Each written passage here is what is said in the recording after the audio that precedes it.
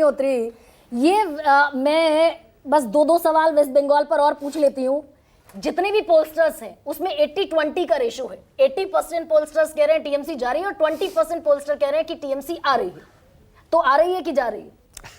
अरे आपने तो ऐसा सवाल पूछ दिया, आ रही है कि 20% को बढ़ा रहे हैं 20। लेकिन मैं गौतम दादा की बात से सहमत हूँ।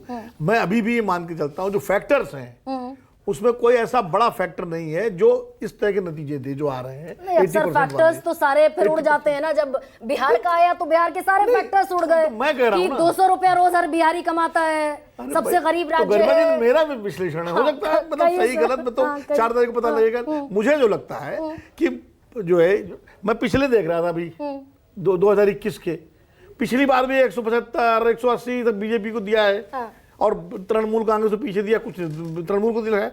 उस बार भी जो बहुत ही अंडर एस्टिमेट किया गया था टीएमसी को 2021 में। आप देख लीजिए पिछले 2021 के एग्जिट पोल।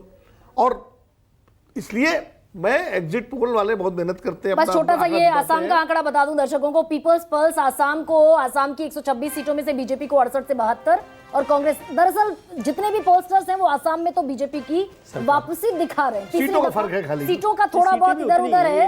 68 से 72 सीटें भी अगर हैं तो बहुमत के पार है भारतीय जनता पार्टी।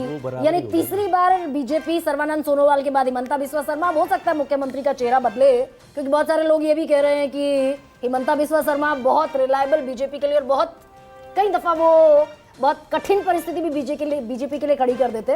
पर खैर बीजेपी रिटेन कर रही है आसाम में अपने आप को। ये सारे पोलस्टर्स इस पे तो हम लोग एग्जिट पोल आने से पहले भी हम सबकी राय यही थी कि बीजेपी वहां रिटेन कर सकती है और ये तो इसमें किसी का मतभेद था ही नहीं। असली सवाल तो पश्चिम बंगाल को लेकर के है। तमिलनाडु में भी सर बस छोटा ये बताइए कि आसाम पर कोई सवाल नहीं है, बीजेपी आ रही है। हाँ मतलब मैं तो शुरू से आज से नहीं है कि हर प्रोग्राम में मैंने कहा कि आसाम में जिस तरह कांग्रेस चुनाव लड़ी है उसको देखते हुए बीजेपी की संभावना ज्यादा नजर आती है। ठीक है, तमिलनाडु में भी ये जो सारे एग्जिट पोल दिखा रहे हैं कि एमके स्टालिन वापसी कर लेंगे, ये भी मैं एग्जिट पोल के आधार पर कहीं नहीं रहा हूँ। मैं तो तमिलनाडु में एमके स्टालिन की वापसी की संभावना अपने आकलन के आधार पर कर रहा हूँ। ठीक है, अब मैं कह दूं एग्जिट पोल तमिलनाडु में सही है और बंगाल में गलत, ही कैसे हो जाएगा? मेरा अपना आकलन था कि तमिलनाडु में, और उसके मैंने फैक्टर बताए।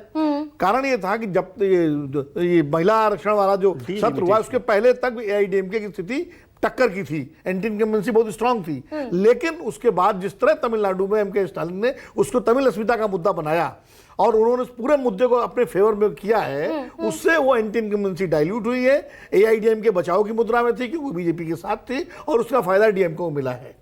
तो वहां एक अलग फैक्टर हो गया तमिलनाडु में। वो तो आप वेस्ट बंगाल पर कुछ वेस्ट बंगाल तो आज भी मैं कह रहा हूँ, वेस्ट बंगाल पर मुझे लगता नहीं है कि टीएमसी जाएगी सत्ता से। सीटें कितनी होती है, कम होती ज्यादा होती है। बीजेपी सीटें बढ़ सकती है, बीजेपी ने मेहनत की है, बीजेपी ने ये चुनाव बहुत भाई हम भोले सर हो जाते हैं क्या? लेकिन विजय जी हम बहुत भोले